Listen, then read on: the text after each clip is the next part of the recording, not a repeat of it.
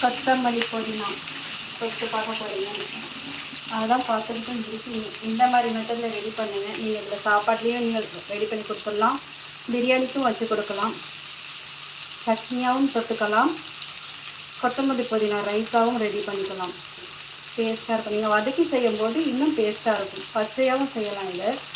இப்போ நான் இதை போட்டு இப்போ எல்லாத்தையுமே அப்படியே கூட அரைச்சி தாளித்து எடுத்துக்கலாம். பட் அது நல்லா இருக்காது. நம்ம ஃபஸ்ட்டு தாளித்து எடுத்துகிட்டு அதுக்கப்புறம் சாப்பிட்டிங்கன்னா டேஸ்ட்டாக இருக்கும். இதில் ஒரு துண்டு இஞ்சி ஆட் பண்ணிக்கிறேன்.